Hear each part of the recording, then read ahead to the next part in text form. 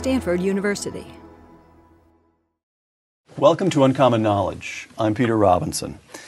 Before we begin, I want to let you know that you can follow us on Twitter now at twitter.com/uncommon knowledge. Send us your comments, links related to material we discuss, suggestions for upcoming guests. Uncommon Knowledge on Twitter. Today, Dr. Thomas Sowell is my guest. Thomas Sowell has taught economics, intellectual history, and social policy at institutions that include Cornell, UCLA, and Amherst. Now a senior fellow at the Hoover Institution, Dr. Sowell has published more than a dozen books, including his latest, The Housing Boom and Bust. Segment 1, The Economics of the Housing Boom. I quote you to yourself, Tom, from The Housing Boom and Bust. Quote, although the housing boom and bust has national repercussions, its origins tended to be concentrated in particular places. Explain that. Yes, most of the adventurous financing was concentrated in places like coastal California, Phoenix, a few places in Florida. And this is where the great bulk of the defaults and foreclosures occurred as well in later years. In fact, you can break it down even finer, that it's in particular counties in these states. So really a very small part of the United States generated the delinquencies, the defaults, and the foreclosures, which then snowballed across the country through the financial system and even spread overseas. But the origins were in these extremely expensive areas where the prices had been forced up artificially and where people in desperation had turned to all kinds of creative financing, such as no money down, adjustable rate mortgages, subprime mortgages, all sorts of gimmicks in order to buy a house to live in, or, and this would be true of about at least 20% of the people who bought houses during the boom, as pure speculation. So that given lax lending standards, a speculator could come in and buy 4 or 5 expensive houses with a relatively small amount of money down, spruce them up, and sell them within a very short time. Tom, you mentioned the phrase you used there just a moment ago, that the prices in these small number of housing markets, the prices had been driven artificially high. Yes. And I have to say, in reading The Housing Boom and Bust, you and I both live in coastal California. Yes. And a lot of what you said cut pretty close to the bone here. As you sit across the table from a man with a gigantic mortgage, why were the housing prices artificially high in that handful of markets? Because despite the abundance of land in California, laws prevented people from building on much of that land and made it prohibitively expensive on the rest of the land, so that the housing prices were shot up primarily because the land on which the houses were built were tremendously expensive. So the whole open space movement. Oh, yes. And I lived in one of those houses on the Stanford campus, and I remember, this shows how long ago it was. The house was $260,000. And I saw in my insurance that it was insured for only $60,000. So that's the cost of replacing the house. The other $200,000 was for the leasing of the land. I didn't even own the land. And so it's the land that is really the key to this whole thing. That same house, incidentally, I'm told now, has sold for over $1 million, even though it's less than 2,000 square feet. All right. I quote you again. Some of the least knowledgeable and least experienced home buyers were now financing their purchases with some of the newest and most complicated mortgages.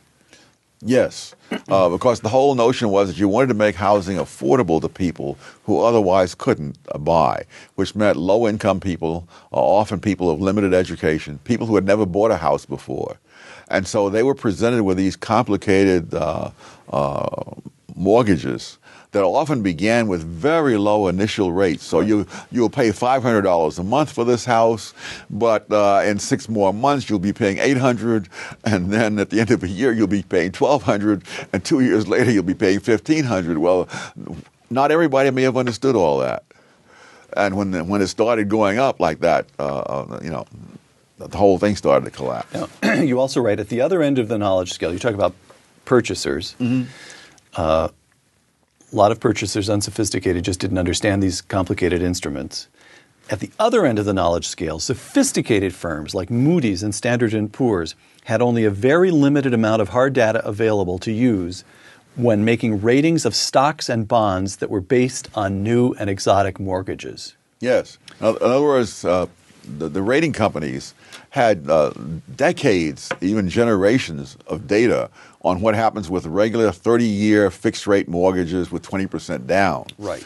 So they used that to try to guess what it would be like with these new exotic mortgages with all kinds of complications. Someone who once worked for Moody's described it as using a century's worth of data on weather in Antarctica to predict the weather in Hawaii. And it didn't work out. All right. Now, so you've got, I'm trying to construct the layers of the problem. Specific housing markets in the United States, coastal California being one, where largely because of government interference in the first place, if that's the correct way to put it, the open space, artificial or government-imposed restrictions on land drives up land prices. People in those housing markets become desperate. What step is next? Institutions begin lending to them newer and more creative kinds of loans, but there's a step here. Somebody's encouraging those institutions. Oh, absolutely. Not more than encouraging. The government required people by the 1990s to supply data on the people to whom they were lending, the race, the income, the communities in which the people were located. And if those numbers didn't suit the government, the banks could have great trouble getting government permission to do things that other businesses can do without government permission, but which the banks being regulated had to depend on approval from the Federal Reserve or from whomever else was involved. This brings us to segment 2, which is also the title of the second chapter in The Housing Boom and Bust, which is the politics of the housing boom. You just made an absolutely critical point. Banks have a closer relationship to government than many other sectors in the private economy because the banks are regulated by the government, and the banks can only make certain decisions if the government says yes. If one bank wants to merge with another bank, they can't just call up their lawyers and arrange it. They've got to go to the government regulators, and if the government regulators approve it, then they can do it. Otherwise, they can't. Fannie Mae and Freddie Mac, what are they and what role did they play? These are two government-sponsored enterprises which purchase mortgages from banks and other lenders. And so as these more risky mortgages come along, the banks don't hold on to those mortgages. In other words, the bank may lend to you or to me knowing that we are risky borrowers, but they sell the mortgage to Fannie Mae or Freddie Mac. They get their money right then and there. And it's up to Fannie Mae and Freddie Mac to collect on those mortgages over the next 30 years. So let me make sure I have the sequence right. Housing price is extremely high. Congress, among other entities, Congress places pressure on the banking system, the ordinary retail banking system, to make loans more and more affordable. Banks respond to this pressure by coming up with all kinds of creative instruments. They're given permission to so a retail bank sells a mortgage, and then the retail bank flips it to Fannie Mae and Freddie Mac, which essentially package huge numbers of these mortgages across the country. That's the correct sequence? Yes. When you called Fannie Mae and Freddie Mac government-sponsored enterprises, is that the term? Explain what that means. They have a special relationship with the government, right? The government created these organizations, and yet they are profit-making institutions. But the government is involved with them. It's a hybrid kind of institution, not completely private, not completely government. And the relevance of that is that investors have presupposed throughout the existence of these two entities that the government would be very hesitant to let them go down. Absolutely. More than that, they get certain privileges. They're not regulated as tightly as the ordinary banks would be, and so because of, they have, I believe, something like a $2 billion line of credit at the Treasury. I mean, we could all use a $2 billion line of credit with the Treasury, but not all of us somehow get it. And so they have these advantages over other mortgage buyers. And then what you say is the crucial thing, which is that investors will invest in these companies, relying on the fact that the government is not going to let them fail, whereas the government will let some banks fail. Right. Let's consider a few of the public officials involved here. Congressman Barney Frank of Massachusetts, speaking in 2003, quote, I would like to get Fannie and Freddie more deeply into helping low-income housing. Yes. I want to roll the dice a little bit more in this situation towards subsidized housing, close quote. What was Congressman Frank thinking? He was thinking of getting reelected. Because when you do favors of people, those people are more likely to contribute to your campaigns. They're more likely to vote for you if they're in your district. And so all of this is perfectly understandable from the standpoint of Congressman Barney Frank. So is his more recent statement that he wants the Fannie Mae and Freddie Mac to lower their lending standards for condos now. In other words, lowering the standards for housing was such a big success, he's now going to move on to the condos. Presumably he'll eventually get to the apartments. All right. The 43rd President of the United States, George W. Bush, you write, quote, President George W. Bush joined the push for more home ownership, close quote. Yes. How come? You'll have to ask him that. I know of no rational explanation. But his point was that he wanted more people to be able to own homes. This is the magic thing about politics. You set one goal and you don't worry about the repercussions. It's like Admiral Farragut saying, full steam ahead, damn the torpedoes. Right. And, of course, the torpedoes got us. But he wanted the federal government, particularly the Federal Housing Administration, to make loans so that people could buy a house without a down payment. He thought a down payment was just one of those fussy things that the market had come up with. You know, as so often happens. You're being very rough on him. This was the compassionate part of compassionate conservatism. He was trying to make the conservative free market position more palatable for voters as a whole, and this was one of the ways in which he did so. Was it politically understandable? It was political. Most disasters are politically understandable. All right. Alan Greenspan, chairman of the Federal Reserve Bank from 1987 to 2006. You quote him in The Housing Boom and Bust as saying during a television interview, this is Alan Greenspan, quote, while I was aware a lot of these practices, this lending, were going on, I had no notion of how significant they had become until very late. I really didn't get it until very late in 2005 and 2006. Should Greenspan have gotten it a lot earlier? A lot of other people got it a lot earlier. But on the other hand, I think as compared to members of Congress, he was way in advance. Because while he was warning Congress that there was problems down the road, especially with Fannie Mae and Freddie Mac, he was saying there's no immediate problem, but if this continues on to the end of the decade, which is where we're approaching right now, it's going to be a disaster. Now, Barney Frank, George W. Bush, Alan Greenspan. Of those three, who was the worst actor? Oh, Barney Frank easily. Okay, and of those three, whom does the press still listen to? And Barney Frank. Thank you, Tom. Segment 3, the housing bust. In segment 1, you talked about how the House of Cards grew up, now how it collapsed. Thomas Sowell in The Housing Boom and Bust, quote, in just 1 year, home prices fell by 27% in San Diego, 28% in Los Angeles, and 31% in San Francisco. In Dallas, the home price decline was only 3%. Why that discrepancy?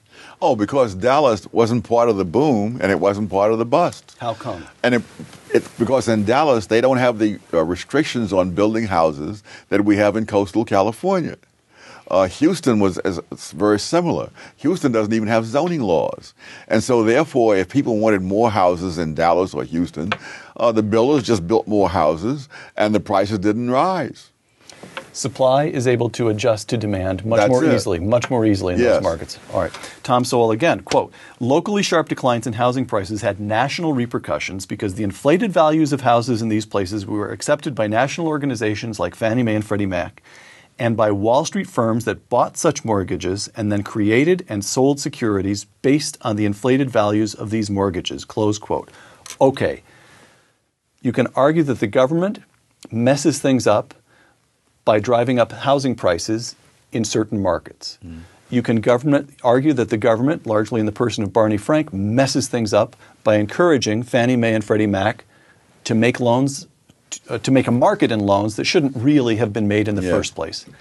But then you come to this third part of this sort of triad of absurdity, and what you get to is great big financial institutions with extremely well-paid individuals in a presumably pure free market, and they make mistakes as idiotic as anybody else. They're holding instruments they can't value.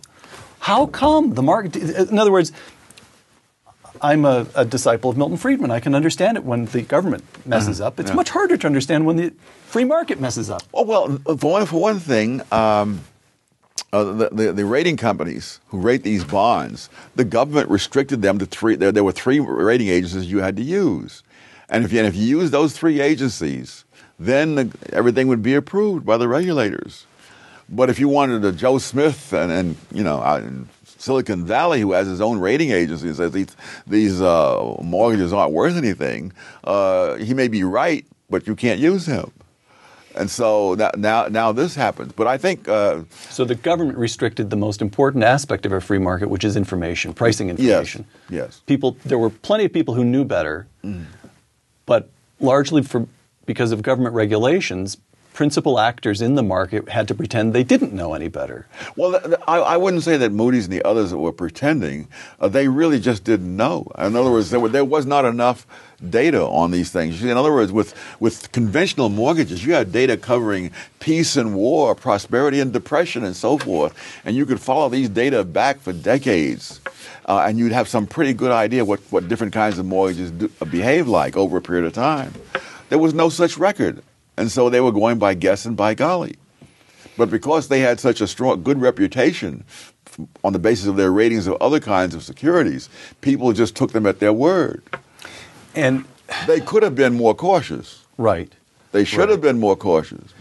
So I guess here's what I'm trying to say is, at a number of places in the sequence of events that leads to the housing bust, it is very clear to see the hand of government, in effect, messing things up. Yes. Distorting price signals, making it impossible for the market to respond as it otherwise would have. Got it. At one end of it, though, and that's the Wall Street end, it's much harder to see direct government interference. And so do you want to argue that that's just one instance of one of those bubbles, one of those manias that takes place even in free markets? Oh, there's no question. There's no question about that. No question. Okay, so it is not the burden of your argument that markets work almost flawlessly if only the government would get out of the way. In this case, we have an example where even markets, human institutions as they are, messed up, right? Absolutely. Okay. But there's also the case that the original problem went back to the mortgages. Right. So long as people paid their mortgages, all was well. But when you start lending to people who aren't likely to repay the mortgages, then downstream, the question is, are there any correctives down there? And the answer is there wasn't. Right. In March 2008, Bush's Treasury Secretary, Hank Paulson, intervened to prevent Bear Stearns, we're at Wall Street now, one of the gigantic financial institutions, from collapsing altogether. He arranges a sale, not quite a forced sale, but a fire sale, let's call it, to J.P. Morgan. So the institution, the accounts remain they remain alive. In September 2008, Paulson refuses to arrange any such sale for Lehman Brothers, permitting Lehman Brothers to declare bankruptcy. Which of those two steps was correct? Wow. I'd have to know an awful lot more about the intricacies of those particular firms to say.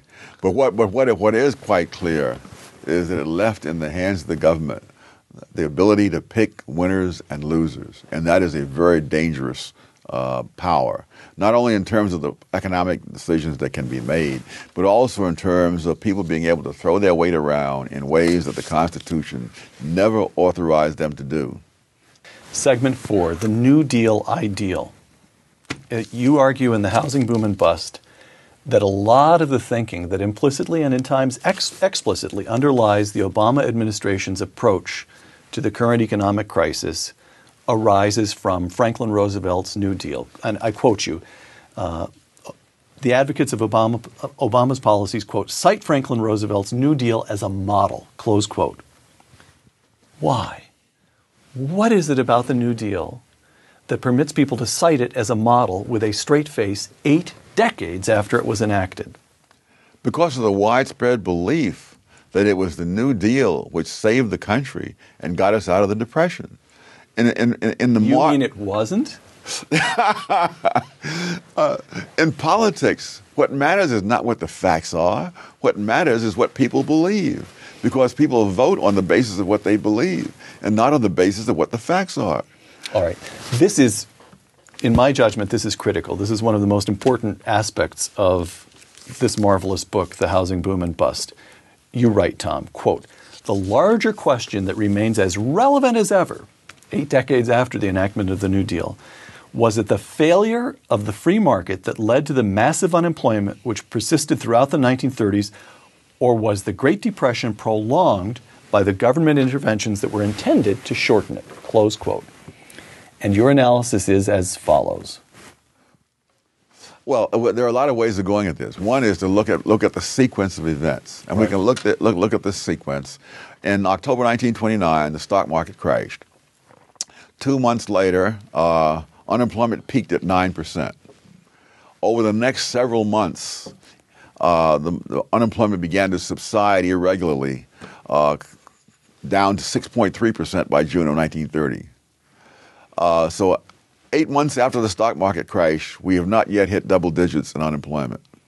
June 1930, when it's 6.3%, the government intervenes first, the first real intervention on a massive scale under Hoover, the Smoot-Hawley tariffs, which were designed to reduce unemployment by restricting imports in the United States so that more of these goods will be built in the United States by American workers. It sounds good. 1,000 economists from the leading universities around the country signed a public appeal to Congress and the President not to pass this bill, that it would not do what they said it would do. It would not reduce unemployment. It would, in fact, lead to retaliation that would make it harder for Americans to sell their goods in other countries. As often happens, no one paid the slightest attention. The bill was passed, and within 5 months after the bill was passed, we had double-digit unemployment for the first time. This is from a bill designed to lower unemployment. Right. And when it hit, and this time it did not subside. It never fell below double digits for the entire remainder of the decade of the 30s, not even for a single month. Not all of it was the Smoot-Hawley tariff. When FDR came in 33, he then put in the National Industrial Recovery Act. He put in the Agricultural Adjustment Act. He put in the Wagner Act. He issued more presidential executive orders than all subsequent presidents throughout the remainder of the 20th century. So the government intervened on a massive scale, and yet the unemployment never came down below double digits for the entire decade. So we get the stock market crash in 29. Mm-hmm. Herbert Hoover, as president, understands that something terrible has happened, but fundamentally the policies in place are those of Calvin Coolidge and every president before, small federal government, and we see signs that the market begins to correct itself. Right. The economy begins to recover, and then Herbert Hoover and Congress decide what to do to fix things. Yes. And they immediately make things worse, and Franklin Roosevelt comes in and keeps fixing it and keeps fixing it and keeps fixing it, and it stays bad, bad, bad. Yes. That's a fair assessment? Yes. Okay. So then we have to move on to the next question, which is, well, then what did end the Great Depression? If it wasn't the New Deal, it's over by the middle of the unemployment is down to close to zero by the middle of the war. Yes. So what happened? The war. The war happened. But the question is, what about the war? Well, yes, right. Go ahead. Well, one of the things that the war did that most people seem not to notice is that it took 12 million men out of the civilian labor force and put them in uniform. That'll help your unemployment figures. It will, right. Yes. FDR actually put his finger on something that other people overlook, and he had a wonderful statement about how with the coming of the war, Dr. New Deal was replaced by Dr. Win the War. And what that meant is the war put an end to the New Deal. And and moreover, it went the other direction. Instead of creating all this uncertainty, which all this intervention does, quite aside from the merits of the particular interventions, it gave a tremendous certainty because it began the practice of cost-plus contracts for military equipment suppliers. And so if you signed a contract with the government for $1 million, you were guaranteed you'd get your $1 million back, plus whatever profit they allowed in the contract. So before, you see, because of all the anti-business rhetoric, you never, once you start intervening, it's not just a question of the merit of the particular intervention. It's the fact that nobody knows when you're going to intervene again. And that's true now. That, you know, this whole thing about, no one said that you could fire the head of General Motors by giving them this money, but once they decided they're going to do it, they can do it. And so nobody knows what's going to happen next. Segment 5, what Obama is up to. Having demolished the New Deal, we now turn to President Obama. Thomas Sowell, quote, shortly before the Obama administration took office, the man who would become President Obama's chief of staff, Rahm Emanuel, said, quote, you never want a serious crisis to go to waste, close quote. Why do you find that significant? Because it means that the crisis is presenting them with an opportunity to do things they wouldn't be able to do otherwise. And that's how he sees it. And everything that has happened since the new administration indicates that that's how the administration as a whole sees it. So the crisis is providing an opportunity for President Obama and his supporters to do what they would have liked to do, yes, but would otherwise have been unable to do. Just as in the case of the New Deal, that the New Dealers, most of the key people in the New Deal, were for big government intervention long before there was a stock market crash. It's just that the stock market crash gave them an opportunity to step in. It's another parallel is that people are talking about all these highly intelligent people with whom the president has surrounded himself. In Washington, FDR surrounded himself with highly intelligent people. That is no guarantee of anything, except brilliant rationalizations for failure in some cases. All right. Let me push back a little bit, Tom. When President Obama took office, the financial system appeared close to collapse. Serious economists, including our colleague at the Hoover Institution, Robert Barrow, wrote that there was a significant chance of not just recession, but depression. And today we've got a financial system that's functioning. Housing prices are settling rather than crashing. And there seems to be a general consensus that we'll see a recovery within a year to 18 months.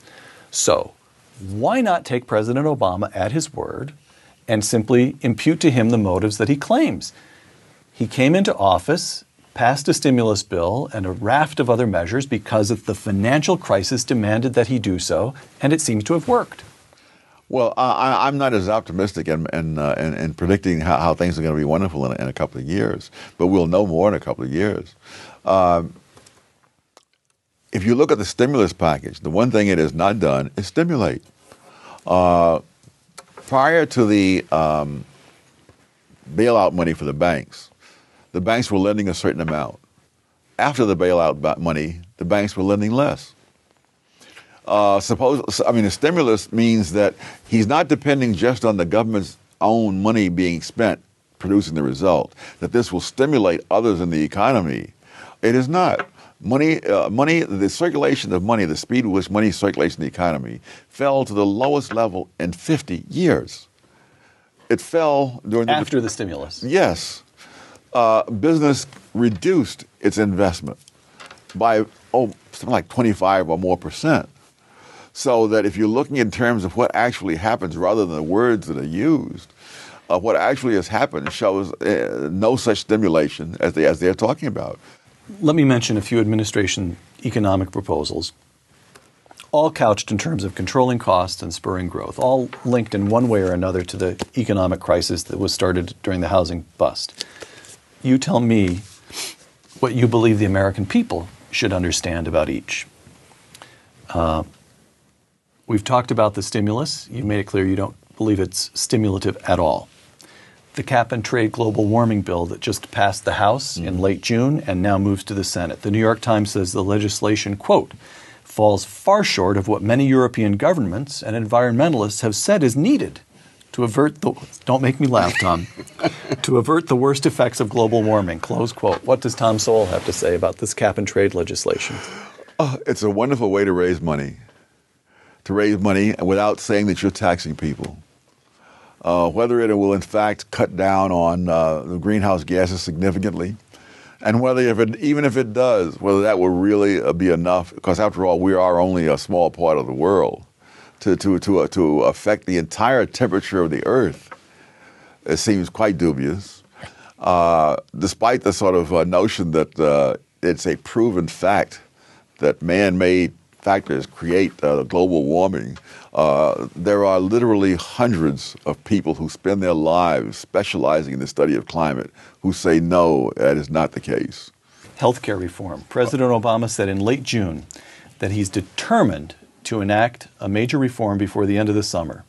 From BarackObama.com, quote, "A moral imperative by any measure, a better healthcare by any measure, mark that, Dr. Sowell, a better healthcare system is also essential to rebuilding our economy. We want to make health insurance work for people and businesses, not just insurance and drug companies," close quote. Oh my, it's hard to even know where to start. It really is. First of all, what earthly reason is there to believe that the government of all institutions can make health care less expensive? It can refuse to pay the expenses, which is entirely different. Other countries have gone that route. They have refused to pay the cost of maintaining the health system. And so in places like Britain or Canada, you don't find the same availability of health care that you have in the United States. You have something like recently studies show that 30,000 Canadians have gone to other countries for health treatment, even though they get it free of charge in Canada. And they've got to go pay for it somewhere else, and they go because the quality is not the same. The MRIs per capita in Canada are about half what they are in the United States. In Britain, which also has a government health program, they're about a fourth of what they are in the United States. If you're talking about going in for surgery, I don't have the exact figures right in front of me, but something like a fourth of the people in Canada wait 6 months or more for surgery. In Britain, it's a higher percentage. In the United States, only 5% wait that long. In Canada, you wait 10 weeks for an MRI to find out what's wrong with you. Now, a lot of things can happen in 10 weeks, and many of them are very bad. So if you want something cheaper, you can always get something cheaper.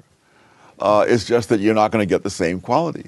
In order for them to bring down the cost of health care, the government would have to operate the system more efficiently than the market does. I can't think of anything that the government operates more efficiently than the market does. And if it's all, you see the profits of the pharmaceutical companies and the hospitals and all that, there are thousands of nonprofit organizations in this country. If the profits are the problem, the nonprofit organizations could go in, undercut these people who are making these unwarranted profits, and lower the cost to us all. Why don't they do it? Final question, Tom, and this is from a viewer who sent in a question by Twitter to be submitted to you. This is from Andrew Hazlitt at The Occasional, and it underlies a great deal of what we've been talking about. Did people on the right of center get lazy and complacent about defending free markets after 1989? Is that why we've ended up where we are today?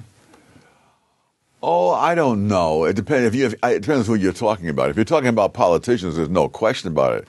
I mean, when when Bush 41 talked about a kinder and gentler economy, I mean, that was the beginning of the downward spiral. When his son started talking about compassionate conservatism, which does not mean compassion to the taxpayer, by the way, that was a further move in that direction. So lots of folks, when they got power, it was easier for the Republicans, for example, to do what the Democrats had done, use that power to do special favors for people here and there in hopes of gaining their political and financial support. Fine. They've now paid the price. Dr. Thomas Sowell, author of The Housing Boom and Bust, thank you very much. I'm Peter Robinson. Be sure to follow us on Twitter at twitter.com/UNC-knowledge. That's UNC knowledge. Send us your comments, links to related material, suggestions for guests. We'd love to hear from you. And now for Uncommon Knowledge and the Hoover Institution, thanks for joining us.